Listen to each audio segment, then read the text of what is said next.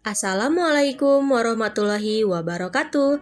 Halo semuanya, selamat datang kembali pada mata kuliah Pengelolaan Pendidikan dengan dosen pengampu Ibu Dr. Cucun Sunaengsi, MPD. Pada pertemuan kali ini, kami akan membahas seputar supervisi pendidikan, didampingi oleh saya Revalina Febriani sebagai moderator, lalu ada Arsyada Azafadil, Oktavia Ramadhani, dan juga Siti Nadila. Yuk kita masuk ke pembahasan yang pertama. Pengertian supervisi. Ada beberapa pengertian supervisi. Di antaranya, menurut Rosell tahun 1980, supervisi adalah pelayanan kepada guru-guru yang bertujuan menghasilkan perbaikan pengajaran, pembelajaran, dan kurikulum. Menurut P. Adamas dan Frank Gidiskey, supervisi adalah suatu program yang berencana untuk memperbaiki pengajaran. Karena, menurut kedua ahli ini, suatu perencanaan dalam pendidikan sangatlah berguna untuk memperbaiki dan memajukan pendidikan tersebut, terutama dalam kegiatan mengajar di sekolah. Dengan suatu perencanaan, semuanya akan lebih mudah dan terarah.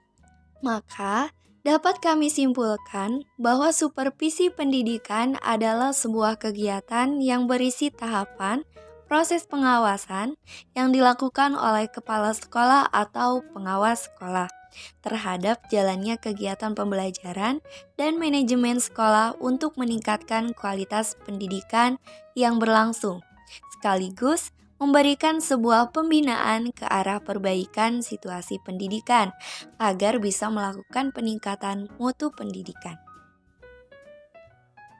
Berikutnya ada tujuan supervisi pendidikan.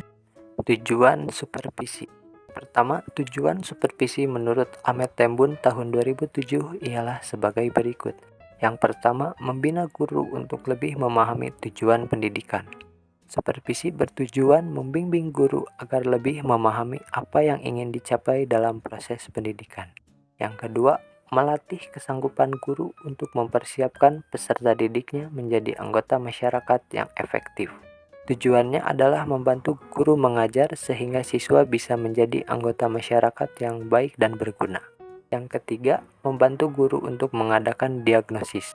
Supervisi membantu guru mengidentifikasi kekuatan dan kelemahan dalam pengajaran mereka.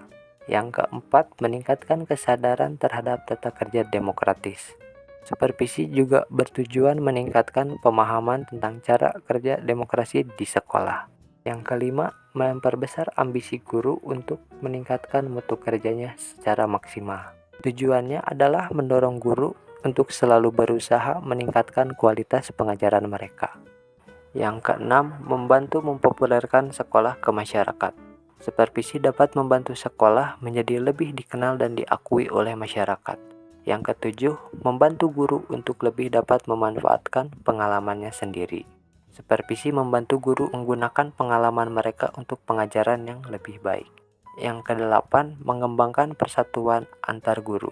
Supervisi bisa memperkuat hubungan antar guru sehingga mereka bisa bekerja sama lebih baik. Yang terakhir, membantu guru untuk dapat mengevaluasi aktivitasnya dalam konteks tujuan perkembangan peserta didik menurut ID tahun 2014. Supervisi membantu guru mengukur sejauh mana kegiatan pengajaran mereka mendukung perkembangan siswa sesuai dengan tujuan pendidikan. Yang kedua, tujuan supervisi menurut Wahyudi tahun 2012. Tujuan supervisi pendidikan adalah meningkatkan kemampuan profesional dan teknis bagi guru, kepala sekolah, dan personal sekolah lainnya agar proses pendidikan di sekolah lebih berkualitas dan yang utama, supervisi pendidikan atas dasar kerjasama, partisipasi, dan kolaborasi, bukan berdasarkan paksaan dan kepatuhan. Dengan demikian, akan timbul kesadaran, inisiatif, dan kreatif personal sekolah. Berikutnya ada fungsi supervisi pendidikan. Fungsi supervisi. Fungsi supervisi yaitu usaha perbaikan yang merupakan proses bimbingan sesuai perubahan dan kebutuhan masyarakat. Lalu ada fungsi supervisor yang profesional menurut Somad tahun 2014. Yang pertama, menetapkan masalah. Supervisor membantu mengidentifikasi masalah atau tantangan yang ada di sekolah. Misalnya masalah pelajaran yang perlu ditingkatkan atau masalah perilaku siswa. Yang kedua, menyelenggarakan inspeksi. Tugas supervisor juga termasuk mengadakan inspeksi atau peninjauan ke sekolah. Ini dilakukan untuk memastikan bahwa segala sesuatu berjalan dengan baik dan sesuai dengan pedoman sekolah. Yang ketiga, penilaian data dan informasi. Supervisor mengumpulkan dan mengevaluasi data dan informasi tentang kinerja sekolah. Ini bisa mencakup hasil ujian siswa, laporan guru, atau statistik lainnya. Yang keempat, penilaian. Berdasarkan data yang dikumpulkan, supervisor melakukan penilaian tentang sejauh mana tujuan pendidikan tercapai dan apa yang harus diperbaiki. Yang kelima, pelatihan. Supervisor memberikan pelatihan kepada guru dan staf sekolah untuk membantu mereka meningkatkan keterampilan dan pengetahuan mereka. Tujuannya agar mereka dapat memberikan pendidikan yang lebih baik kepada siswa. Yang terakhir, pembinaan dan pengembangan. Supervisor juga berperan sebagai pembina. Mereka memberikan bimbingan dan dukungan kepada guru dan staf untuk membantu mereka berkembang dan mencapai potensi maksimal mereka dalam mengajar. Berikutnya ada manfaat supervisi pendidikan. Supervisi pendidikan merupakan suatu proses yang memiliki banyak manfaat dalam konteks pendidikan. Manfaat-manfaat tersebut meliputi meningkatkan kualitas pengajaran. Supervisi pendidikan membantu guru untuk meningkatkan metode pengajaran mereka, sehingga siswa dapat belajar dengan lebih baik. Yang kedua, meningkatkan prestasi siswa. Dengan mengawasi dan memberikan umpan balik kepada guru, supervisi dapat membantu meningkatkan pencapaian siswa. Yang ketiga, pengembangan guru. Supervisi memberikan kesempatan bagi guru untuk mengembangkan keterampilan mereka dan mengikuti perkembangan terbaru dalam pendidikan.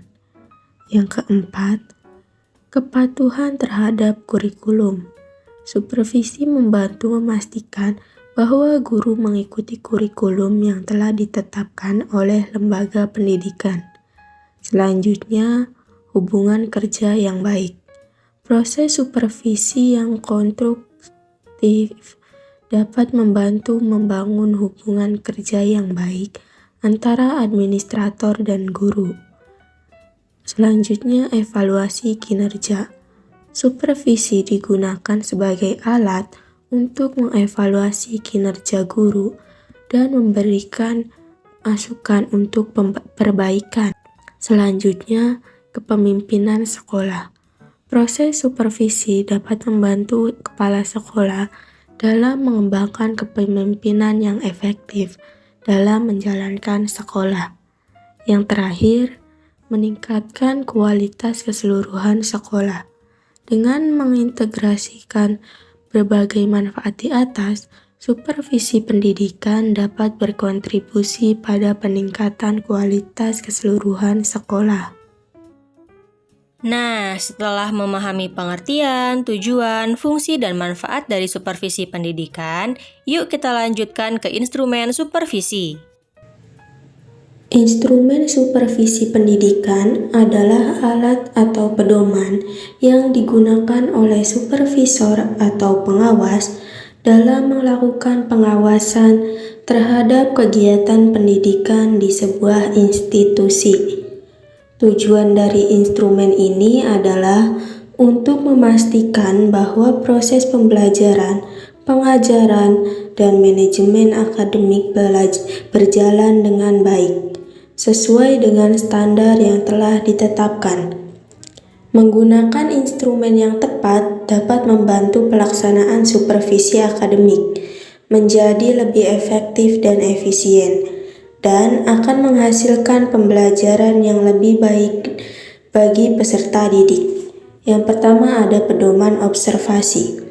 Supervisor dapat mengamati kegiatan pembelajaran di dalam kelas untuk mengevaluasi kualitas pengajaran, interaksi guru siswa, dan penggunaan metode pengajaran yang efektif. Yang kedua, pedoman wawancara. Supervisor dapat melakukan wawancara dengan guru, siswa, atau staf akademik lainnya menggunakan panduan wawancara tertentu. Wawancara dapat digunakan untuk mendapatkan pemahaman lebih dalam tentang kondisi akademik dan hambatan yang mungkin dihadapi. Yang ketiga, daftar cek. Instrumen ini berisi daftar item atau kriteria yang harus diperiksa oleh supervisor selama pengawasan. Supervisor akan menandai item yang telah diperiksa dengan mencatat temuan serta rekomendasi. Setelah membahas instrumen supervisi, yuk kita bahas mengenai 3 tahapan supervisi. Pada tahapan yang pertama ada perencanaan. Di dalam perencanaan ini, supervisor harus mampu untuk merumuskan tujuan yang jelas. Merumuskan tujuan dapat membuat kegiatan supervisi berjalan secara lebih sistematis dan juga terarah.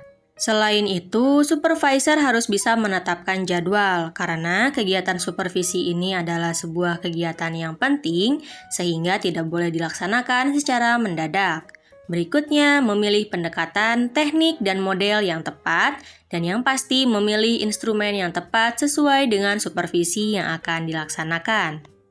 Tahapan berikutnya adalah pelaksanaan supervisi, di mana dalam pelaksanaan supervisi ini dibagi ke dalam 3 bagian, ada pra-observasi, observasi, dan juga pasca-observasi.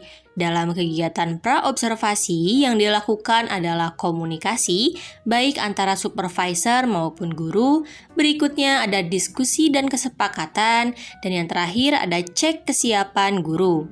Dalam tahap observasi, ada melakukan aktivitas pengamatan menggunakan instrumen yang telah disiapkan, dan pasca observasi adalah kegiatan refleksi atau melakukan kegiatan perefleksian terhadap supervisi yang telah dijalankan. Dan yang ketiga, tahapannya adalah tindak lanjut dari hasil supervisi yang telah diperoleh. Dalam kegiatan tindak lanjut ini, kita bisa melakukan evaluasi hasil supervisi, seperti untuk kegiatan mengolah, menganalisis, menafsirkan, menyimpulkan dari instrumen-instrumen pengumpulan data, hasil observasi yang telah dilakukan di kelas. Berikutnya, setelah melakukan evaluasi hasil supervisi, kita bisa menindaklanjuti hasil supervisi, di mana kegiatan pertama adalah menetapkan alternatif tindakan yang akan dilakukan relevan atau sesuai dengan kesulitan atau kelemahan yang ditemukan pada guru. Dan yang kedua, membuat rencana tindak lanjut atau RTL dengan aksi nyata. Salah satunya adalah dengan melakukan pembinaan, baik pembinaan secara langsung maupun secara tidak langsung. Setelah memahami langkah-langkahnya, jadi perangkat apa saja sih yang harus ada dalam supervisi? Perangkat supervisi akademik oleh kepala sekolah. Ada beberapa komponen yang terkait dengan supervisi akademik oleh kepala sekolah. Yang pertama ada perencanaan atau program supervisi akademik. Perlu kita ketahui, setiap kita melakukan suatu kegiatan, pasti ada suatu perencanaan sebelumnya. Mengapa demikian? Karena untuk mencapai tujuan dari kegiatan atau hal yang akan kita lakukan tersebut, ya kan? Nah, di tahap perencanaan atau program supervisi akademik ini merupakan tahap awal di mana kepala sekolah merencanakan kegiatan supervisi akademik. Rencana ini biasanya mencakup daftar guru yang akan diawasi, waktu pelaksanaan, dan tujuan supervisi. Komponen yang kedua yaitu instrumen supervisi. Instrumen supervisi adalah alat atau pedoman yang digunakan oleh kepala sekolah untuk mengumpulkan data dan informasi selama proses supervisi. Instrumen ini dapat berupa daftar pertanyaan, daftar periksa, atau rubrik yang membantu dalam menilai kinerja guru. Yang ketiga yaitu ada rekapitulasi nilai. Setelah pengumpulan data selesai, nilai atau penilaian terhadap kinerja guru dapat direkapitulasi. Ini mencakup penilaian terhadap berbagai aspek seperti keterampilan mengajar, persiapan pelajaran, interaksi dengan siswa, dan sebagainya. Yang keempat, yaitu ada hasil wawancara sebelum dan sesudah. Nah, kepala sekolah pastinya atau mungkin melakukan wawancara dengan guru sebelum dan sesudah proses supervisi itu terjadi ya teman-teman. Wawancara ini bertujuan untuk memahami perspektif guru tentang pembelajaran mereka dan perubahan yang mungkin terjadi setelah supervisi itu dilakukan. Yang kelima yaitu ada analisis hasil supervisi. Analisis hasil supervisi adalah tahap di mana kepala sekolah memeriksa data dan informasi yang terkumpul untuk mengidentifikasi kekuatan dan kelemahan dalam kinerja guru. Analisis ini membantu dalam menentukan area yang perlu ditingkatkan. Keenam, yaitu ada laporan dan evaluasi. Kepala sekolah pastinya membuat laporan tentang hasil supervisi dan evaluasi kinerja guru. Laporan ini mencakup temuan, rekomendasi perbaikan, dan langkah-langkah yang akan diambil untuk meningkatkan kualitas pengajaran. Nah, tentunya dalam laporan dan evaluasi ini harus dilampirkan atau disertai bukti-bukti dari laporan tersebut. Biasanya disertai dengan melampirkan dokumentasi. Untuk yang ketujuh atau yang terakhir yaitu ada program tindak lanjut hasil supervisi. Setelah supervisi, langkah selanjutnya adalah mengimplementasikan program tindak lanjut. Ini termasuk tindakan perbaikan yang harus diambil oleh guru dan dukungan yang akan diberikan oleh kepala sekolah atau pihak sekolah lainnya untuk meningkatkan kinerja guru. Wah, tidak terasa teman-teman, kita sudah berada di akhir video. Tadi masih ingat kita belajar apa saja? Ya, kita belajar tentang pengertian, tujuan, fungsi, manfaat, instrumen supervisi, tahapan supervisi, dan juga perangkat dari supervisi. Semoga apa yang kami sampaikan dapat bermanfaat bagi yang menonton, dan terima kasih sudah menonton sampai akhir. Wassalamualaikum warahmatullahi wabarakatuh.